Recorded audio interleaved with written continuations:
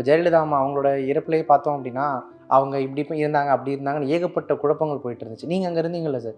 உண்மை நிலவரம் என்ன சார்? கருணாநிதி ஐயா, ஜெயலலிதா அம்மா இவங்க 2 பேருக்கும் நீங்க ஒருத்தர் தான் ஆம்புலன்ஸ் ஓட்டியா இருந்தாங்க அப்படின்னு சொல்லி. நெடுஞ்செழியன் சார் அவர்களுக்குமே நீங்க தான் இருந்திருக்கீங்க. 3 முதலமைச்சர்களுக்கும் அந்த வாகனம் ஆம்புலன்ஸ் ஓட்டிய பெருமை உங்களுக்கு இருக்கு சார். ஸோ அதை பத்தி நீங்க என்ன சார் நினைக்கிறீங்க? அதுவும் நான் சொன்னேன்னா அது ஆக்சிடென்ட்ல அந்த விஷயம் தான். சார் பல லட்சம் இறப்புகளை பார்த்த பின்னரும் உங்களை பர்சனலாக பாதிச்ச மரணம் ஏதாவது இருக்கா சார்? நான் உடஞ்சிட்டேன், அந்த இடத்துல என்னால் சமாளிக்கவே முடியலன்ற மாதிரி. தூரல் மழைன்னு சொல்லுங்களா, டிஸ்டர்பே இல்லாமல் இயற்கை எண்ணெயே கண்ணீர் விட்டு எழுது அவங்கள கொண்டு வந்து அவர் கொண்டு வந்து போகரோடில் சேர்க்குது. அங்கே ஆரம்பித்த அந்த தூவானம் வந்து போகரோடில் உள்ள செட் பண்ணுற வரைக்கும் அவருக்கு அந்த தூவானம் இருக்கு.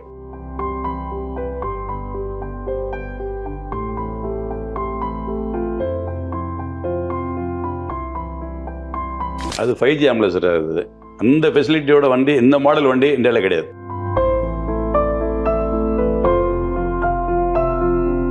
பல்லாயிரக்கணக்கான இறப்புகள் நீங்கள் கூட இருந்து பார்த்துருக்கீங்க, அதோட இறுதி ஊர்வலம் வரைக்கும் எடுத்து செஞ்சுருக்கீங்கன்றப்போ இத்தனை வருஷங்களில் வாழ்க்கை மீதான உங்களுடைய எண்ணங்கள் எந்த அளவுக்கு சார் மாறி இருக்கு?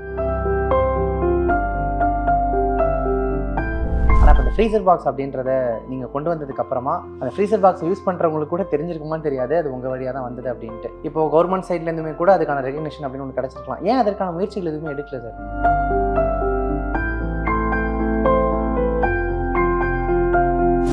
இறப்புன்றதோட ஒரு இழப்பு, அந்த இடத்த யாரும் ஃபில் பண்ண முடியாது. இப்போ எங்கள் அப்பா இறந்துட்டாருன்னா எங்கள் அப்பா இடத்த யாராலும் ஃபில் பண்ண முடியாது. சேவையோட இம்பார்ட்டன்ஸ், நம்ம அந்த சேவையை வந்து நம்ம தான் பண்ணுறோன்னா நம்ம எந்த பயமும் வராது.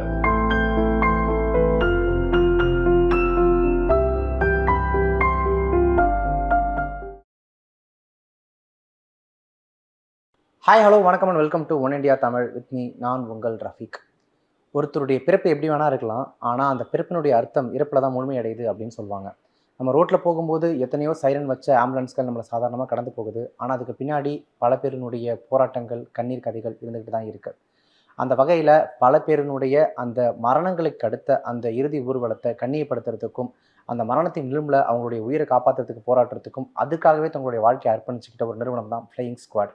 பல்லாயிரக்கணக்கான உயிர் காப்புகளையும் சாமானியன்களில் ஆரம்பித்து பல பிரபலங்களுடைய இறுதி ஊர்வலங்களையும் எடுத்து நடத்திய ஃப்ளையிங் ஸ்குவாட் சாந்தகுமார் சார் தான் நீங்கள் நம்மளோட இணைஞ்சிருக்காரு. வணக்கம் சார். எப்படி சார் இருக்கீங்க? நல்லா இருக்கு சார். நான் முதல்ல இந்த நேர்காணலை எங்கேயும் தொடங்கணும் அப்படின்னு நினைக்கிறேன்னா, பல பேருக்கும் தெரியாது இந்த ஃப்ரீசர் பாக்ஸ் அப்படின்ற ஒரு விஷயத்தையே கண்டுபிடிச்சி கொண்டு வந்தது நீங்கள் தான் அப்படின்னு சொல்லி. ஏன்னா இப்போ இறப்பு வீடுகளில் அது பெரும்பான்மையான ஒரு விஷயமா இருந்துட்டு இருக்கு. அப்படிங்கும்போது ஆரம்ப காலங்களில் கிராமங்களில் நீங்கள் சொல்லியிருப்பீங்க, சில இன்டர்வியூஸில் நான் பார்த்துருக்கேன், ஒரு ஐஸ் கட்டி வச்சு மேலே படுக்க வைப்பாங்க, அந்த வாசனை திரவியங்கள்லாம் பூசுவாங்க அப்படின்னு சொல்லி. அதுலேருந்து இப்படி ஒரு விஷயத்தை பண்ணணும்னு உங்களுக்கு எந்த பாயிண்ட்டில் சார் தோணுச்சு? சார், மெயின் வந்து இறந்தவங்களை பார்க்கறதுக்கு நிறைய பேர் ஆசைப்படுவாங்க. அதனால் வெளியூர்லேருந்து வர்றது, வெளிநாட்டிலேருந்து வரலாம் இருந்தாங்க.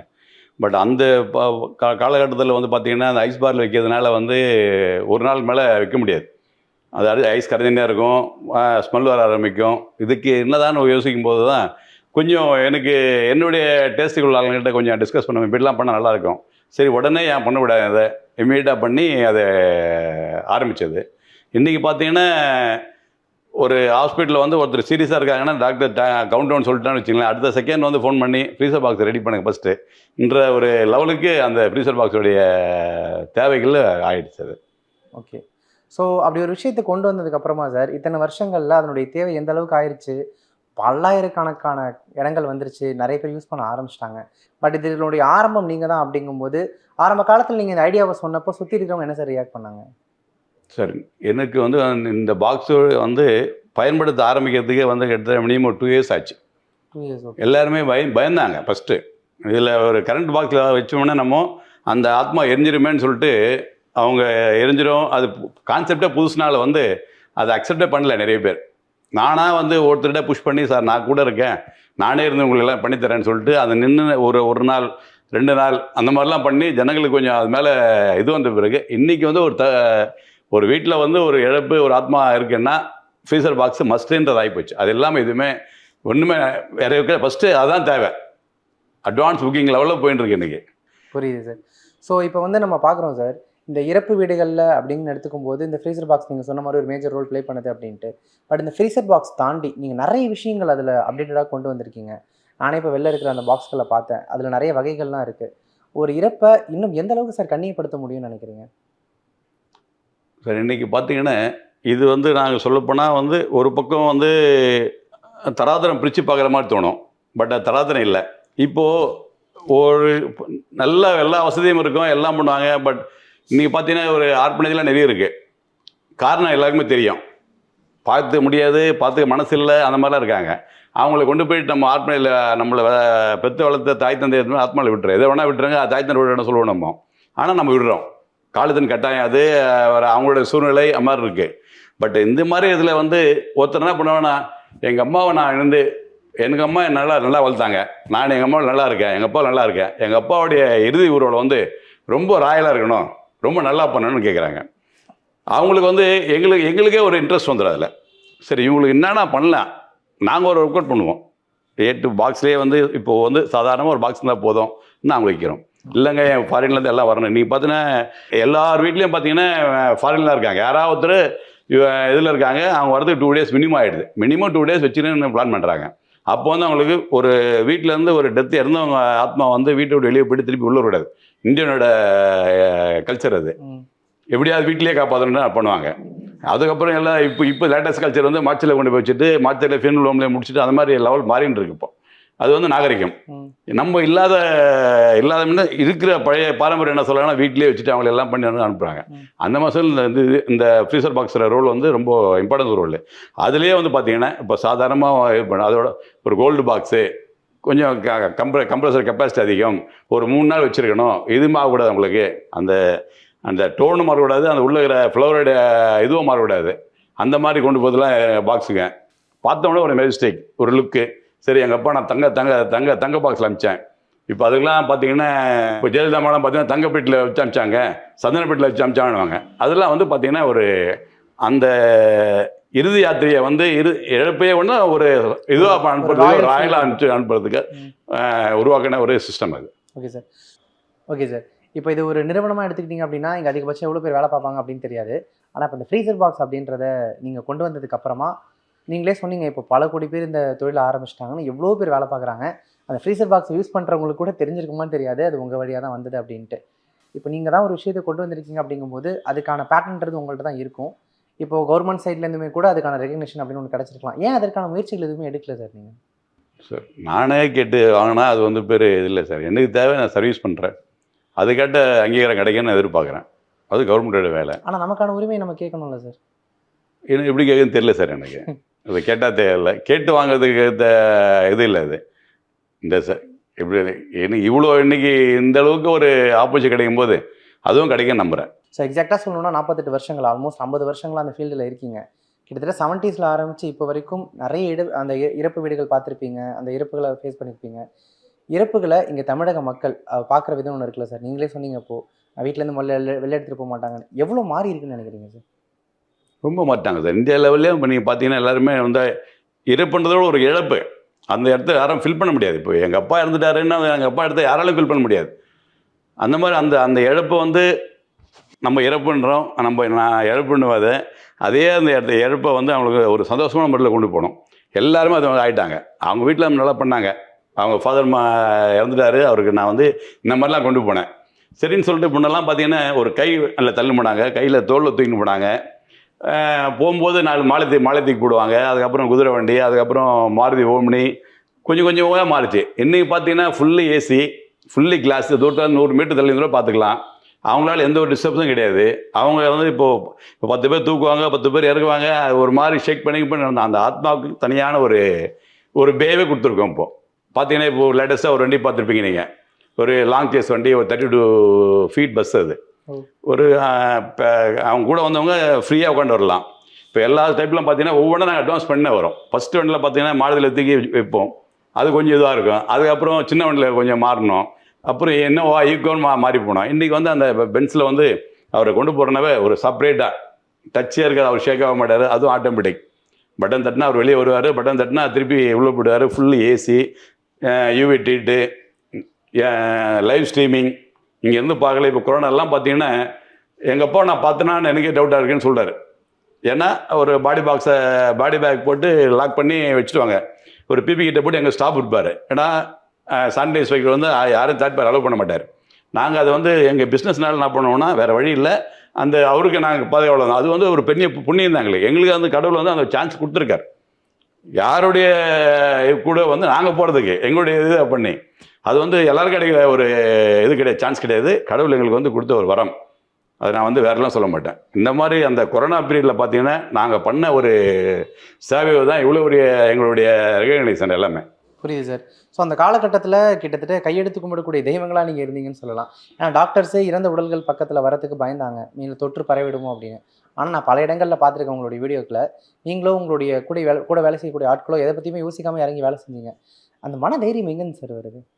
மன தைரியம் இல்லை சார், இது சேவையோட இம்பார்ட்டன்ஸ். நம்ம அந்த சேவையை வந்து நம்ம தான் பண்ணுறோன்னா நம்ம எந்த பயமும் வராது.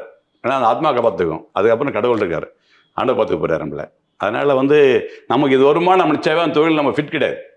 இப்போ நான் இப்போ தான் சார் இப்போ எல்லாம் வந்து முன்னெல்லாம் வந்து பார்த்தீங்கன்னா பீச்சில் வந்து பார்த்தீங்கன்னா வந்து ஒரு தவறி வந்துட்டு இருப்பாங்க, ஏதோ ஒன்று வந்துட்டு இருப்பாங்க. 3 days டீகம்போஸ்ட் ஆகிட்டு வருவாங்க.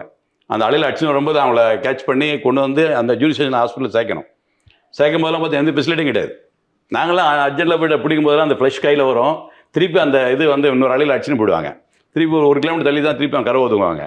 அப்போல்லாம் என்ன பண்ணோன்னா ஒரு துணி வச்சுருப்பாங்க. அப்போ ஒவ்வொருத்தரும் ஒரு ஐடியா கொடுப்பாங்க, நீங்கள் இப்படிலாம் இது பண்ண விடாது, ஒரு கம்பு வச்சு நான் ஸ்டாப் பண்ணேன் அலையலான்னு சொல்லிட்டு. அந்த மாதிரிலாம் பண்ணி அந்த டீகம்போஸ்ட்டு ஆத்மா கொண்டு வந்து அந்த ஜூனிசேஷன் செங்கல்பட்டோ இல்லை வந்து சென்ட்ரல் ஜிஹெச்சோ இல்லை ஸ்டாண்டிலையோ இல்லை பொன்னேரி ஹாஸ்பிட்டலோ எங்கே சேர்க்கணுமோ சேர்த்து அதெல்லாம் பண்ணி நம்ம இது பண்ணதால தான் வந்து பார்த்திங்கன்னா இதனுடைய ஒரு சேவையோட முக்கியத்துவம் நமக்கு தெரிஞ்சது. இந்த நம்ம பண்ணுற சேவை வந்து ஒரு ஆத்மாக்கள் சேவை. இது ஒரு ஆத்மா தான் பண்ண தவிர வந்து இதை நம்ம வந்து ஒரு ஏதோ நம்ம பண்ணுற தொழிலாக பண்ணோம்னா அது வந்து நம்ம எந்த சக்ஸஸ் ஆகிட முடியாது. கண்டிப்பாக சார், ரொம்ப அழகாக சொன்னீங்க. நான் ஏன் அதை மனதைரியம் அப்படின்னு கேட்டேன் அப்படின்னா, இப்போ நீங்கள் சேவை பண்ணணும் அப்படின்னு சொல்லி இறங்கி பண்ணுறீங்க. ஆனால் இப்போ உங்களுக்கும் ஒரு குடும்பம் இருக்காங்க. அவங்க உங்களை இந்த மாதிரி விஷயங்களில் நீங்கள் போயிட்டு நான் தைரியமாக பண்ணுற கொரோனா காலகட்டத்தில்னு சொல்லும்போது அவங்க எப்படி சார் எடுத்துக்கிறாங்க? சார் ஒரு காலத்தில் வந்து பார்த்திங்கன்னா இந்த தொழில் பண்ணுறவங்களுக்கு வந்து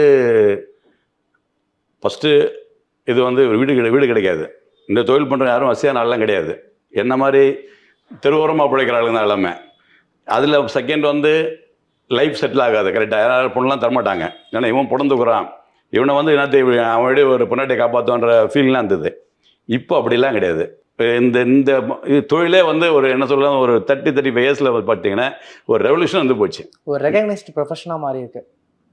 மாறி எல்லாருமே வந்து பார்த்தீங்கன்னா இந்த தொழிலை வந்து விரும்பி பண்ண ஆரம்பிச்சிட்டாங்க. இப்போ எல்லாமே எம்என்சி கம்பெனிஸ்லாம் உள்ளே வந்துட்டாங்க. இது வந்து ஒரு சேவைக்கும் இதுவாக வந்து ட்ரீட் பண்ண ஆரம்பிச்சிட்டாங்க. அதை புரியுது சார். ஸோ ஒரு உடல்ல இருந்து ஒரு ஆன்மா, அந்த ஆத்மா பிரிஞ்சு போகிறது தான் இறப்புன்னு சொல்லுவாங்க. இப்போ நீங்கள் பேசும்போது கூட நிறைய இடங்களில் கவனித்தேன், அது இறப்புன்னு சொல்லலை, இழப்புன்னு தான் சொல்கிறீங்க. அதே மாதிரி உடல் அப்படின்ற வார்த்தையே உங்கள் வாயிலேருந்து வரல, அது ஆத்மா அப்படின்ற மாதிரி தான் மென்ஷன் பண்ணுறீங்க. என்ன காரணம் சார்? சார் உடல் அசைற வரைக்கும் தான் அது வந்து உடல்.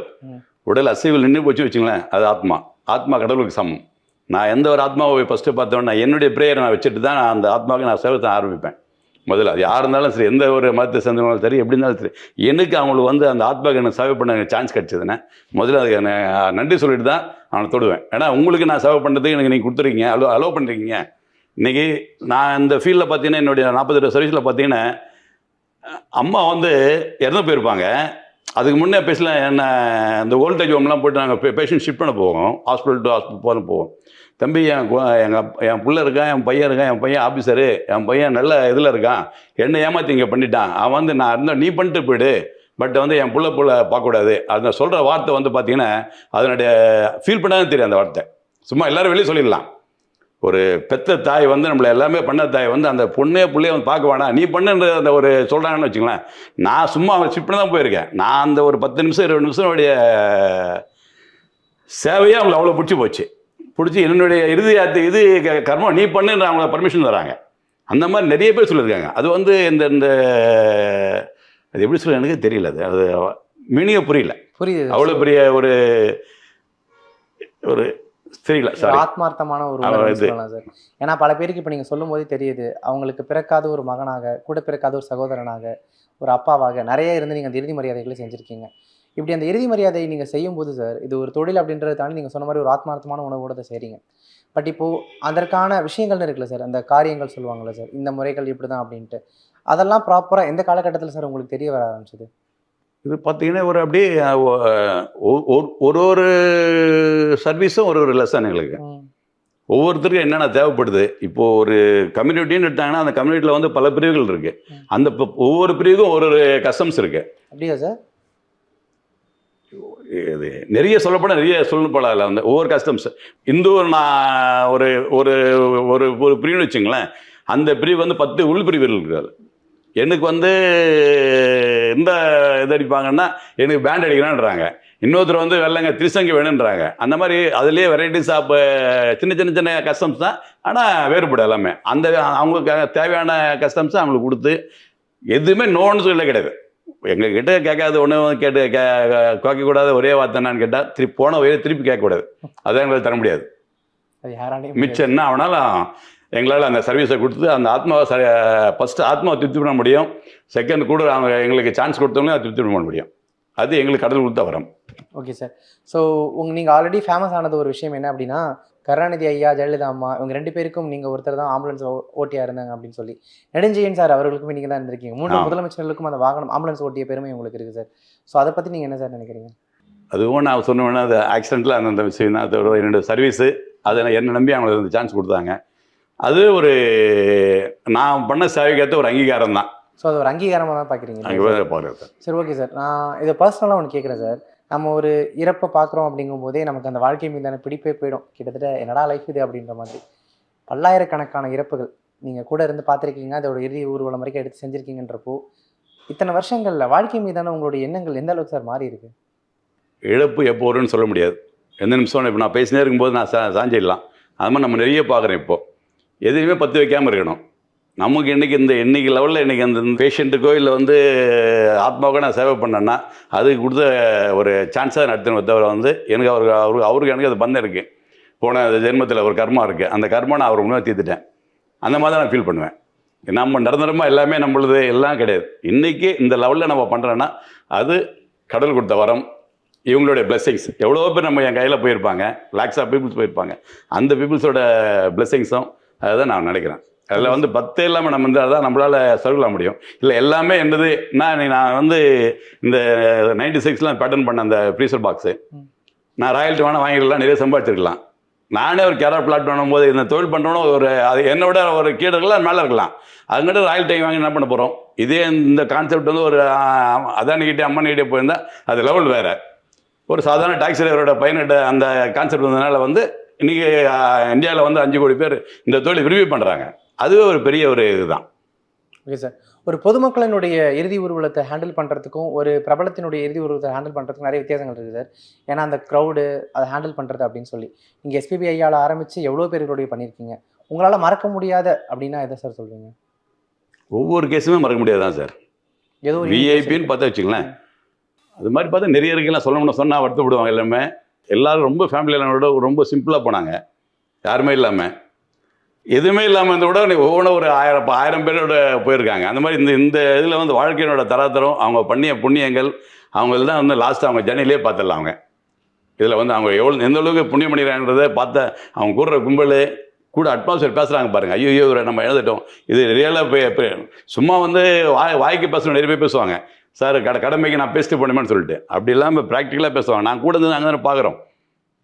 எல்லாமே சர்வீஸை முடிச்சுட்டு வெளியே தள்ளி நிற்போம். நாங்கள் வந்து வெளியேருந்து உள்ளே பார்ப்போம். யாரெல்லாம் எப்படி இருக்காங்க, இவர் எவ்வளோ பண்ணியிருப்பார், இவரோட லாஸ் எவ்வளோ பெரிய லாஸ்ன்னு சொல்லிட்டு அதெல்லாம் பார்க்கும்போது நிறைய இருக்குது.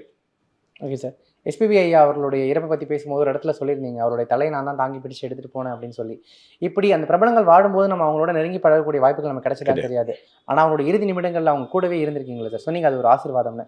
அந்த ஆசீர்வாதங்கள் அப்படின்றத தாண்டி நம்ம இவ்வளோ வருஷங்களாக அவங்கள ஸ்க்ரீனில் பார்த்துருக்கோம், கேள்விப்பட்டிருக்கோம். அவங்களோட இறுதி நிமிடங்களில் கூட இருக்கிறது எப்படி சார் இருக்கும்? திருப்பி நான் வரணுன்னா திருப்பி அங்கே தான் வரணும். இது அவங்களுக்கு சேவை பண்ணுறதுக்கு, அவங்களுடைய அந்த ஆத்மாவை தாங்கி பிடிக்கிறதுக்கு அவங்க அலோவ் பண்ணியிருக்காங்க பாருங்களேன். இது எல்லாருமே இப்போ அவங்க உயிரோடு இருக்கும்போது கிட்டேனா போக முடியாது. கை கொடுப்பாங்களா தெரியாது தேர்ட் பார்ட்டிக்கு. இன்றைக்கி அதனுடைய ஃபுல் இதுவும் எங்கிட்ட தான் இருந்தது. அம்மா வந்தாங்க, ஐயா வந்தார், எல்லாம் வந்தாங்க. நிறைய பேருக்கு நான் பண்ணியிருக்கேன். அந்த மாதிரி அது வந்து ஒரு வாய்ப்பு தான், கடவுள் கொடுத்த இதுவாக தான் நான் இது பண்ணுறது. அந்த மாதிரி ஒரு பிரபலத்தினுடைய இறுதி ஊர்வலத்தை எடுத்து பண்ணும்போது நிறைய கான்ட்ரவர்சி சுற்றி வரும் சார். இப்போ ஜெயலலிதா அம்மா அவங்களோட இறப்புலேயே பார்த்தோம் அப்படின்னா அவங்களுக்கு காலி இருந்துச்சு, இல்லை அவங்க இப்படி இருந்தாங்க அப்படி இருந்தாங்கன்னு ஏகப்பட்ட குழப்பங்கள் போயிட்டு இருந்துச்சு. நீங்கள் அங்கே இருந்தீங்களா சார்? உண்மை நிலவரம் என்ன சார்? சார் உண்மையில வந்து சொன்னால் அவங்களுக்கு வந்து ஐசியூலேருந்து அப் டு லாஸ்ட்டு இது வரைக்கும் நான் தான் கூட இருந்தேன். பட் அவங்களுக்கு எந்த ஒரு இதுவும் இல்லை. காலை கட்டினதும் கை கட்டினது வாயை கட்டினது எல்லாமே ஸ்டேஜில் கூட பார்த்துருப்பீங்க. நான் தான் எல்லாம் பண்ணதில்லை. அதனால் எந்த ஒரு மாசுமுறையற்ற ஒரு ஆத்மானா அவங்க தான். எந்த ஒரு இதுவும் குறையே சொல்ல முடியாது. எல்லாமே எல்லாம் பக்காவாக இருந்தாங்க. எந்த ஒரு குறையும் கிடையாது. பின்ன ஏன் சார் அந்த கால் இல்லைன்ற மாதிரியான அந்த கான்ட்ரவர்சிலாம் வெளில வர ஆரம்பிச்சது? அது வந்து நம்ம அந்த ராஜதால ஸ்டேஜில் செட் பண்ணதில் வந்து முன்னெல்லாம் வந்து பார்த்திங்கன்னா இப்போ எம்ஜிஆர் ராஜதாலில் வச்சு பண்ணாங்கன்னா அந்த அவருடைய ஆத்மா வந்து அந்த இதுலேயே மூங்கில் கேன் செச்சர்லேயே வச்சு டைட் பண்ணுவாங்க. அதனால் அவர் நவர மாட்டார். இப்போது வந்து நம்ம லேட்டஸ்ட் டெக்னாலஜியில் ஃப்ரீசர் பால் வச்சுருவோம். அன்றைக்கி பார்த்து வந்து நாங்கள் க்ளோஸ் பண்ணல கவரை. க்ளோஸ் பண்ணதுனால வந்து டெம்பரேச்சர் அதிகம். ஃப்ரீசர் பாக்ஸோட இது இல்லை. அது இல்லாமல் டேப்பர் ஓவராக டேப்பர் வச்சதுனால வந்து அவங்க கொஞ்சம் கொஞ்சமாக நான் வந்து கொஞ்சம் சிங்க் ஆகிட்டாங்க. அவ்வளோதான். ஓகே. மிச்சம் தவிர்த்து வேறு ஒன்றும் இல்லை. Okay sir. இப்போ சாந்தகுமார் சார் அப்படின்னாலே பிரபலங்களுடைய இறுதி ஊர்வலங்களை ரொம்ப அழகாக எடுத்து பண்ணவர் அப்படின்ற மாதிரி ஒரு இடத்துக்கு வந்துட்டீங்க சார். ஆனால் அந்த சாமானியர்களுக்கும் நீங்கள் ஈக்குவலாக இதே தான் பண்ணி கொடுக்குறீங்க, அதுவும் எந்த வகையிலும் குறை இல்லாமல் அப்படின்றது பல பேருக்கு தெரியாமல் இருக்குது சார். நீங்கள் என்ன சொல்ல விரும்புகிறீங்க? உண்மை சார். இந்த இப்போது விஐபின்னு பண்ணும்போது பார்த்தீங்கன்னா அங்கே ஃப்ளாஷ் ஆகிறோம் நம்ம. இந்த மீடியாஸு அதெல்லாம் வந்து இப்போ தான் சார் இது மீடியாஸ் வந்து ஃப்ளாஷ் பண்ணலாம் வந்து இப்போ லேட்டஸ்ட்டாக ஒரு பார்த்தீங்கன்னா ஒரு 2000 மேலே தான் வந்து மீடியாவோட பார்வை வந்து நிறைய விஐபிஸ் மாதிரிலாம் நிறைய அது மாதிரிலாம் நிறைய பேர் பண்ணுறோம். ஆனால் வெளியே வரல. இன்றைக்கும் பண்ணுறோம். முக்கியமான ஆள்லாம் பண்ண வேண்டிய ஆளெல்லாம் நிறைய பேர் பண்ண மாட்டுறாங்க. அதால் வந்து அது அவங்களுக்கு வந்து விஐபிக்குன்னா இவங்க பண்ணுறாங்க மாதிரி இருக்கலாம். நாங்கள் A to Z யார் இருந்தாலும் சரி அவங்களுக்கு கொடுக்க வேண்டிய மரியாதையை முதல்ல அவங்களுக்கு கொடுத்துட்டு தான் அதெல்லாம் பண்ணுறோம். அது வந்து வெளியே தெரியுது, இவங்களுக்கு வெளியே தெரியாது. அவ்வளோதான். நான் பார்த்ததுலேயே மறக்க முடியாது அப்படின்னா சிவாஜி ஐயா அவருடைய இறுதி ஊர்வலம் சார். ஏன்னா ரஜினி சார்ல என்னாலே மறக்க முடியாது சார் இது. அதான் சார். அந்த அனுபவங்களை பற்றி சொல்லுங்களேன் சார். சார் அவர் வந்து பார்த்தீங்கன்னா எல்லாருக்கும் தெரியும். அவரை பற்றி சொல்கிறது ஒன்றுமே இல்லை மாட்டார். என்னுடைய சின்ன ஒரு எக்ஸ்பீரியன்ஸு அப்போலோ ஐசியூலேருந்து வெளியே வரேன். வெளியே வந்துட்டு போகிற வரைக்கும் போகிறேன். ஒரு தூவானம் அந்த தூரல் மழைன்னு சொல்லுங்களா, டிஸ்டர்பே இல்லாமல் இயற்கை எண்ணெயே கண்ணீர் விட்டு எழுது அவங்கள கொண்டு வந்து அவர் கொண்டு வந்து போகரோடில் சேர்க்குது. அங்கே ஆரம்பித்த அந்த தூவானம் வந்து போகரோடில் உள்ள செட் பண்ணுற வரைக்கும் அவருக்கு அந்த தூவானம் இருக்குது. அது வந்து இயற்கை எண்ணெயே வந்து ஒரு மாபெரும் நடிகனை எழுந்துட்டோன்ற ஒரு கண்ணீர் விட்டு எழுத நான் என்னாலே ஃபீல் பண்ணேன் நான். ஓகே. ரஜினி சார்ல ஆரம்பித்து பல்வேறு பெரிய பிரபலங்களும் அங்கே வந்திருந்தப்போ அந்த இறுதி ஊர்வலத்தை ஹேண்டில் பண்ணுறது கடினமாக இருந்துச்சா சார்? கடினமாக இல்லை சார். அதில் வந்து ஃபுல்ஃபில்லாக எல்லாம் பண்ணது மறைந்த நடிகர் விஜயகாந்த் தான். அவர் கூட நான் நின்று எல்லாத்தையும் அவருக்கு என்னையே வந்து அவர் பயன்படுத்தி நல்லா பண்ணார். பட் அவருக்கே லாஸ்ட்டில் நான் இறுதி ஊர்வலம் நான் தான் ஓட்டு வந்து எதிர்பார்க்கல. அதுவும் பண்ணி கொடுத்தோம் அவருக்கு. அதுதான் சார் அடுத்து முக்கியமாக கேட்கணும்னு நினச்சேன். கேப்டன் விஜயகாந்த் அவருடைய இறுதி ஊர்வலம் ரொம்ப முடியாமல் இருந்து யாருமே எதிர்பார்க்காத ஒரு நேரத்தில் இறந்துட்டாங்க. நீங்கள் சொன்னீங்க இப்போ அவங்களோட சேர்ந்து நான் வேலையெல்லாம் பார்த்துருக்கேன்ட்டு. அவங்களுடைய இறுதி ஊர்வலம் பர்சனலி எந்த அளவுக்கு ரொம்ப எமோஷனலாக இருந்தது? வாழ்க்கை நிலையேற்றுறது. எப்போ வேணால் யார் வேணால் எந்த சர்வீஸ்னால் எப்போ வேணால் கிடைக்கும். எல்லாருமே அவ்வளோதான். அவருக்கு பண்ண வரையும் இன்றைக்கி இவரே சுமக்கிற அளவுக்கு இது கொடுத்துருக்காரு. நமக்கு யார் நாளைக்கு சுமப்போம் நமக்கு தெரியாது. அதனால் வந்து முதலே சொன்னவங்களுக்கு பட்டெடுறது வாழ்க்கை பட்டெடுறது இப்போ நிலையேற்றுறது அவ்வளோதான். Okay sir. நம்ம கம்பீரமாக பார்த்த ஒரு மனுஷன் கடைசி நேரத்தில் உடல்நிலை ரொம்ப முடியாமல் போயிட்டு ஆள் ரொம்ப சுருங்கிட்டார் அப்படின்ற மாதிரி கேள்விப்பட்டோம் நம்ம. நீங்கள் பக்கத்தில் இருந்து பார்த்துருக்கீங்க. அவருடைய உடல்நிலை இறக்கும்போது எப்படி சார் இருந்துச்சு? அவரும் ஒன்றும் பிரச்சனை நல்லா தான் சார் இருந்தார்.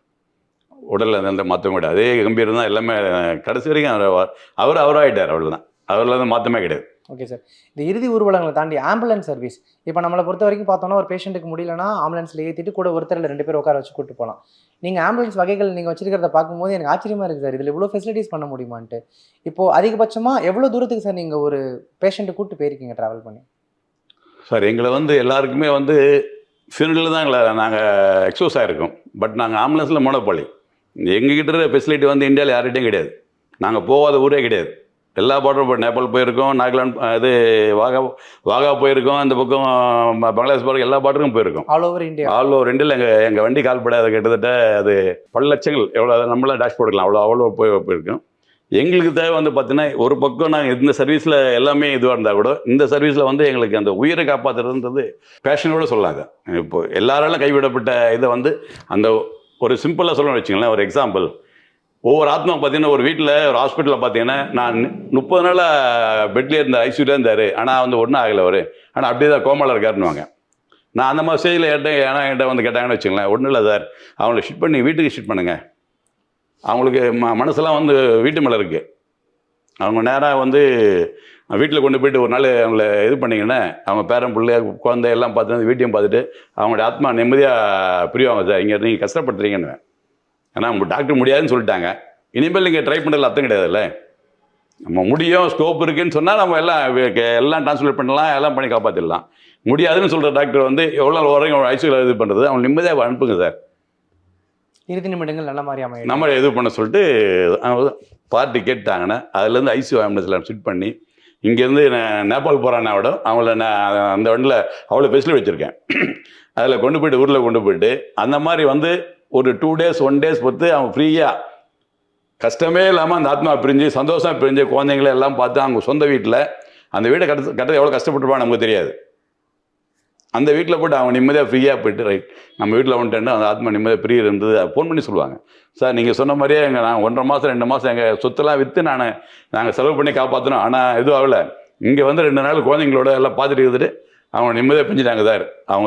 அவங்க இழப்பை விட எங்களுக்கு அது சந்தோஷமாக இருக்குது. நீங்கள் சொன்ன வார்த்தை இதாக சொல்கிறது ஒரு பெரிய ஒரு அந்த இதுலேயே வந்து நம்ம வார்த்தைக்கு ஒரு அர்த்தம் இருக்கேன்னு சொல்லிட்டு ஒரு மரியாதை கிடைக்கும். Okay sir. ஸோ ஆம்புலன்ஸில் இப்போ நீங்கள் அடுத்தடுத்து அப்டேட் பண்ணி கொண்டு வந்துட்டே இருக்கீங்க. இப்போ பின்னாடி நிற்கக்கூடிய அந்த எல்லோ கலர் ஆம்புலன்ஸ் கூட சொல்லிட்டு இருந்தீங்க. என்ன ஸ்பெஷாலிட்டி சார் அதில்? அது 5G ஆம்புலன்ஸ் அது. அந்த ஃபெசிலிட்டியோட வண்டி இந்த மாடல் வண்டி இந்தியாவில் கிடையாது. வரப்போது பண்ணிட்டு இருக்காங்க. பட் நான் கொஞ்சம் அட்வான்ஸாக பண்ணிட்டேன் இந்த வண்டி. ப்ளஸ் இருந்து 5G இன்றைக்கி பார்த்தீங்கன்னா வந்து எல்லாம் 5Gன்னு சொல்லுவாங்க. ஒரு பேஷண்ட்டை வந்து ஹாஸ்பிட்டலில் வீட்டிலேருந்து ஷிஃப்ட் பண்ணி நான் லிங்க் கொடுத்துட்டு அந்த டாக்டருக்கு அந்த ஹாஸ்பிட்டல் டாக்டர் கொண்டு வர சொல்கிறாரு. அந்த ஹாஸ்பிட்டலுக்கு லிங்க் கொடுத்து வச்சுக்கோங்க, டாக்டர் அங்கேருந்து அட்வைஸ் பண்ணிடலாம். Each and every machine automated linked அப்படியே லைவ் ஆகிடும். அவங்களுக்கு நெட் வழியாக அவங்களுக்கு டாக்டர் பார்த்துட்டு டாக்டர் பேஷண்ட்டை பார்த்துட்டு எது குறையுதோ அதுக்கப்புறமா மெடிசனாக உள்ள பேராமெடிக் குவாலிஃபைட் பேராமெடிக் இருப்பார். நீட்டாக கொண்டு போய் சேர்த்துறோம். அது எவ்வளோ தொழில் இருந்தாலும் சரி பேஷண்ட்டை வந்து அவங்க சேஃபாக கொண்டு போய் சேர்க்கறதுல எங்கள் ஆளுங்க அதில் எக்ஸ்பெக்ட் ஆகலை. ஸோ இப்போ ஒரு ஓன் மார்ச்சுவரியும் வச்சுருக்கீங்க சார், உடலை பதப்படுத்துதல் அப்படின்னு சொல்லி. அதிகபட்சமாக ஒரு உடலை எவ்வளோ நேரம் நம்மளால் எவ்வளோ நாட்கள் பதப்படுத்த முடியும் சார்? இப்போ என்கிட்ட இருக்கிற மார்ச்சரில் வந்து பார்த்தீங்கன்னா அப் டு 35 days நான் மெயின்டைன் பண்ணுறேன். அப் டு 35 days பாசிபிளா சார்? அது 100% பாசிபிள். இல்லை நீங்கள் டிஜிட்டல் மீட்டரே பார்த்துக்கலாம். நீங்கள் -35 இல்லை. அந்த இதில் பண்ணும்போது நீங்கள் பார்த்தீங்கன்னா வித்தவுட் எம்பாமிங்கில் மினிமம் 30 days வைக்கலாம். மினிமம் 30 days நான் மினிமம் 18 நாள் வச்சுருக்கேன். Okay sir. யாருன்னு கேட்கலாம், என்னோட 18 நாள் நீங்கள் வந்து ஏன் ஒரு ஆத்மாவை கொண்டு வந்து எவ்வளோ இது பண்ணி தேவையாக இருக்காது. மிச்சம் போனால் யூஎஸில் வரனா விட 2-3 days ஆக போகுதுன்னு சொல்லிட்டு அவர் வந்து ஒரு ஃப்ரான்ஸில் வந்து அண்டர்சீ டிரைவர். அவர் கடல் உள்ள போயிட்டாருன்னா அவர் எப்போ வரும் அவருக்கே தெரியாது. கம்யூனிகேஷன் கேப் அந்த மாதிரி. அவருக்கு வந்து அவருக்கு அம்மாவுக்கு ஒரே பிள்ளை, ஒரு பொண்ணு இருக்குது. பொண்ணு சொல்கிறது அண்ணா தட்டம் எப்படியாவது இது பண்ணுங்க, எம்பாம் பண்ணி வச்சுக்கோங்க. எம்பாம்லாம் வேணாங்க, அவரையும் கஷ்டப்படுத்தணும், அம்மாவை கஷ்டப்படுத்தணும், வித்தவுட் எம்பாமிங் நான் வச்சு உங்களுக்கு ப்ரெசர் பண்ணி தரேன்னு சொல்லிட்டு 3 days ஆரம்பித்து 18 நாளில் முடிஞ்சது. 19 நாள் எங்கள் ஃபியூனல் ஹோம்லேயே வச்சு அவங்களுக்கு எல்லா ரிச்சுவல்ஸும் பண்ணி விட்டாங்க. ஏன்னா அந்த ஃபியூனல் ஹோமோட கான்செப்டே வந்து பார்த்திங்கன்னா இன்றைக்கி ஒரு ஃப்ளாட் கல்ச்சரில் பார்த்திங்கன்னா ஒரு 24 hours மேக்ஸிமம் வைக்கலாம். 12 hours தான் வைக்க அலோவ் பண்ணுறாங்க. மேக்ஸிமம் 24 hours அவருக்கு இன்ஃப்ளூயன்ஸ் இருந்து அந்த ஃப்ளாட்டில் வைக்க அலோவ் பண்ணுறாங்க. அதுக்கு மேலே வைக்க அலோடு கிடையாது. ஏன்னா ரொட்டீன் இருக்கவங்களோட அலாடிஸோட ரொட்டீன் லைஃப் அடிப்படுது. அதனால் நீங்கள் மார்ச்சரில் வச்சுருக்கேன்றாங்க. திருப்பி மார்ச்சரி கொண்டு போயிட்டு திருப்பி வீட்டுக்கு கொண்டாட முடியாது. அந்த ஒரு கஸ்டம்ஸு எக்கப் இருக்கிறதுனால என்ன பண்ணுறாங்க, அங்கேயே பண்ண முடியுமான்னு கேட்குறாங்க. அதுலேயே அவங்கள வச்சுட்டு ஒரு ஏசி ரூமில் பாக்ஸ் வச்சு எல்லா ரிச்சுவல்ஸ் அங்கேயே பண்ணி அப்படியே அவங்களுக்கு கிரிமேட்டாக பண்ணி கொடுத்துறோம். அந்த அசியம் கரைக்கிறதுக்கு அதுக்கு ஹெல்ப் பண்ணுறோம். ஆனால் சார் இப்போ இவ்வளோ நாட்கள் நம்ம அதை பதப்படுத்தி வைக்கும்போது அந்த உடல்லையோ அந்த முகத்திலேயோ உருவத்திலேயோ ஏதாவது மாற்றங்கள் வரும்? எதுவுமே வராது சார். வரக்கூடாது. வந்தால் கான்செப்ட் ஃபெயிலியர். அது வராமல் தான் நம்ம மெயின்டைன் பண்ணுறோம். அப்படியே நாங்கள் எங்கே கூடியது அதான் சார் நம்ம -degree ஒன்றுமே ஆகாது. அது 100% கேரண்டி. நாங்கள் என்ன சொல்ல பார்த்து ரெக்கமெண்ட் பண்ணுவோன்னா, நீங்கள் ஒரு ஆத்மா கொடுக்கும்போது ஒரு மாலையும் போட்டு கொடுத்துருங்க. மாலையும் விடக்கூடாது, ஆத்மா விடக்கூடாது. ஒரு சின்ன டோனோடு மாறக்கூடாது. அதுதான் கான்செப்ட். எப்படி கொடுத்தீங்களோ அப்படியே திருப்பி கொடுக்குறது தான் எங்களுடைய வேலை. டெய்லி மானிட்டரிங், உள்ள லைவ் மானிட்டரிங் இருக்குது, உள்ள ஸ்டாஃபுங்க இருப்பாங்க. 24 hours நீங்கள் போய் பார்க்கலாம். இந்த மாதிரி ரெஸ்ட்ரிக்ஷன் கிடையாது. நைட்டில் நீ பார்க்கக்கூடாது, பகலில் பார்க்கக்கூடாதுன்னு சொல்லிட்டு எப்போனாப்பா எங்கள் ஆஃபீஸை பொறுத்த வரைக்கும் இருக்க ஒரு 3 ஆஃபீஸ் இருக்குது. 3 ஆஃபீஸ் லாக்கே இருக்காது. இந்த இதில் பார்த்தீங்கன்னா லாக்கே இருக்காது. நீங்கள் எப்போனா யார் வேணால் பார்த்துக்கலாம். எல்லாமே டிரான்ஸ்பரன்சி. Okay sir. ஸோ இப்போ ஆம்புலன்ஸ் சர்வீஸ் அப்படிங்கும்போது பல உயிர்களை அந்த எட்ஜில் வரையும் கொண்டு போய் காப்பாற்றிருப்பீங்க. இன்னொரு பக்கம் ஃபியூனரல் சர்வீஸ். ரெண்டுமே 2 எக்ஸ்ட்ரீம் சார். நீங்கள் அந்த வித்தியாசத்துக்கு நடுவில் நிற்கிறீங்கன்னு நான் யோசிக்கிறேன் சார். எப்படி இருக்கும் அது நடுவில் நின்று பேலன்ஸ் பண்ணுறது? சார் பேலன்ஸுன்றத விட பார்த்தீங்கன்னா ரெண்டுமே முக்கியமான சேவை. இதில் ஒரு கோல்டன் மினிட்ஸ் இருக்குன்னு பார்த்தீங்களா, அதில் மிஸ் பண்ணாலும் அந்த உயிர் போயிடும். இந்த கோல்டன் ஹவர்ஸ் இருக்குதுல்ல, இந்த ஹவருக்குள்ளே இவரை வந்து நம்ம ப்ரிசர்வ் பண்ணலன்னு வச்சுங்களேன், இவர் டிகம்போஸ் ஆரம்பிச்சிட்டார். டிகம்போஸ் ஒன்ஸ் ஸ்டார்ட் ஆகிடுச்சுன்னா அப்புறம் நம்ம ஸ்டாப் பண்ண முடியாது. பட் அதனால் அதுக்குள்ளே அவர் நம்ம ஃப்ரீசர் பாக்ஸில் வச்சு அவரை இது பண்ணிட்டோம்னா அவர் எப்படி வந்தாரோ அப்படியே மாதிரி இருப்பார். அதனால் ரெண்டுத்துக்குமே எக்ஸ்பர்ட்ஸ் நம்ம ஸ்டாஃபில் பொறுத்த வரைக்கும் எல்லாமே குவாலிஃபைட் ஸ்டாஃப்னால வந்து எல்லாமே அந்த வேலையை அவனுக்கு கரெக்டாக பண்ணுறானுங்க. Okay sir. நான் மானிட்டர் பண்ணுறது தான் என்னுடைய வேலை இப்போதைக்கு. முன்னே நானும் தான் அந்த வேலை பண்ணியிருந்தேன். இப்போ வந்து இவங்கள மானிட்டர் பண்ணதான் வேலை. Okay sir. நீங்கள் சொன்னீங்க நானே அந்த வேலையை இறங்கி பார்த்துருக்கேன்னு சொல்லி இப்போ மேனேஜ் பண்ணுற இடத்துல இருக்கீங்க. இதில் எந்த ஜோனில் சார் உங்களை நீங்களே ரொம்ப மதிப்புக்குரியவராக பார்க்குறீங்க? நான் ஃபீல்டு ஒர்க் தான் சார், அதுதான் மரியாதை. ஏன்னா எல்லாருமே கூட நான் இருந்து அவங்கள தொட்டு தூக்கி எல்லாமே ஒரு இறங்கி வேலைனால ஒரு திருப்தி. இப்போ இவங்க பண்ணுறாங்க. பட் அதையும் பார்த்து தான் இருக்கேன். கேமராவில் பார்க்குறோம், எல்லாம் பார்க்குறோம், கிட்ட நேரில் பார்க்குறலாம் பண்ணுறோம். பட் இருந்தாலும் அதில் இருக்கிற ஆத்ம திருப்தி கொஞ்சம் கம்மி தான். Okay sir. பல லட்சம் இறப்புகளை பார்த்த பின்னரும் உங்களை பர்சனலாக பாதித்த மரணம் ஏதாவது இருக்கா சார்? நான் உடஞ்சிட்டேன், அந்த இடத்துல என்னால் சமாளிக்கவே முடியலன்ற மாதிரி. அது பார்த்தீங்கன்னா இப்போது சிவாஜி சார் எடுத்து வச்சுங்களேன். நான் வந்து இப்போது ஒரு அண்ணாவுடைய இதெல்லாம் நான் இப்போ சின்ன வயசு வந்திருப்பேன், அதனால அவனை பார்க்கல. இப்போ நான் கண் கூட பார்த்தது வந்து பார்த்தீங்கன்னா மக்களுடைய மனசில் ஒருத்தரோடைய எவ்வளோ ஒரு பாசம் இருக்குன்னு பார்த்ததில் வந்து சிவாஜி சார் தான்.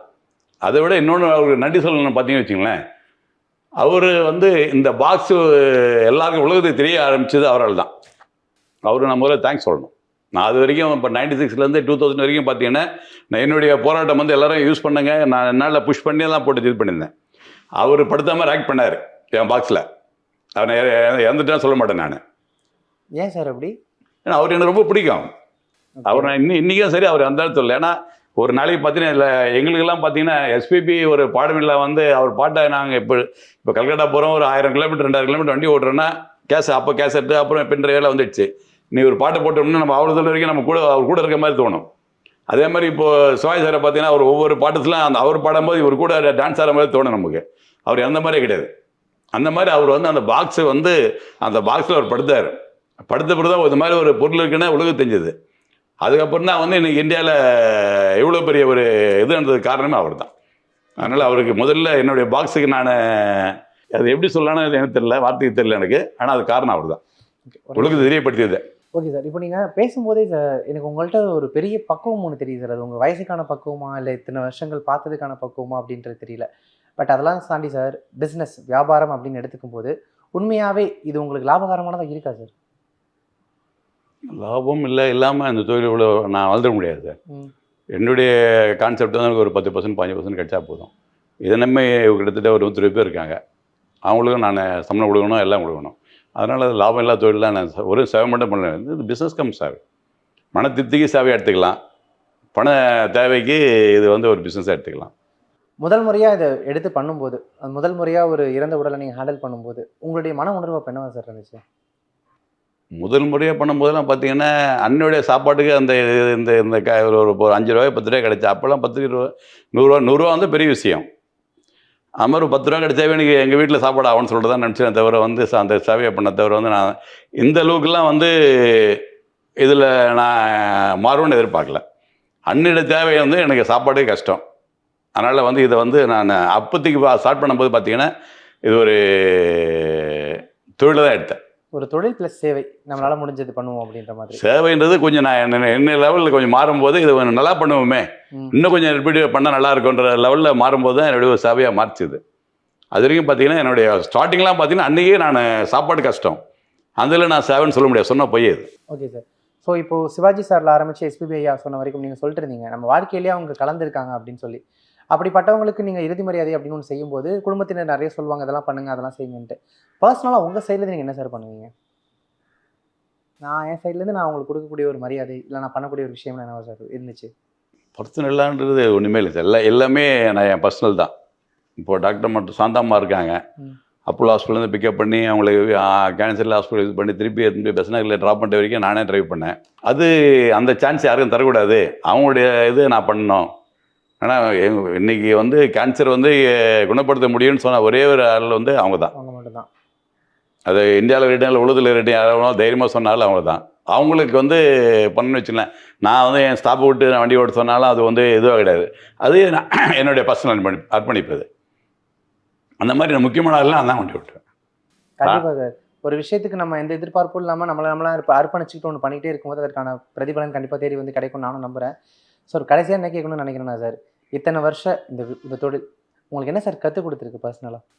கற்றுக் கொடுத்ததுன்னு பார்த்தீங்கன்னா வச்சுங்களேன், நிறைய கற்றுக் கொடுத்துருக்கு. அதில் பார்த்தீங்கன்னா அடுத்தவங்களுக்கு கெடுதல் நினைக்காம நம்மளுடைய ட்ராக் நம்மளை தான் ஃபாலோ பண்ணாம தவிர நம்ம வந்து அடுத்தவங்க ஃபாலோ பண்ணலாமல் நம்மளால் வந்து பல பேருக்கு பல கோடி பேர் இன்றைக்கி வாழ்க்கையை கற்றுக் கொடுத்துக்கிறாங்கன்னா அதுவே ஒரு பெரிய படமாக நான் எடுத்துக்கிறேன். என்ன ஃபாலோ பண்ணுறாங்க, நான் அடுத்தவங்களுக்கு ஒரு படமாக இருக்கேன்னா அதுக்கேற்றமாக நான் என்ன இன்னும் நிறைய பண்படுத்தினு நான் ட்ரை பண்ணுறேன். ரொம்ப சந்தோஷம் சார். இவ்வளோ நேரங்கள் உங்களுடைய அந்த 48 ஆண்டு கால அனுபவங்களை ரொம்ப அழகாக பக்குவத்தோடு எங்களோட பகிர்ந்துக்கிட்டீங்க. அண்ட் உங்கள் கூட வேலை பார்க்குறவங்களோட ஒருத்தராக நாங்களுமே உங்களுக்கான ரெகக்னிஷன் சீக்கிரமாக உங்களை வந்து சேரணும், அந்த அங்கீகாரம் உங்களுக்கு கிடைக்கணும் அப்படின்னு நாங்களும் நம்புகிறோம். அந்த நம்பிக்கையோட உங்களுடைய சேவை இன்னும் பல வருஷங்கள் தொடரணும் அப்படின்னு நாங்கள் வாழ்த்துறோம் சார். நன்றி சார். நன்றி, வணக்கம். Subscribe to One India and never miss an update.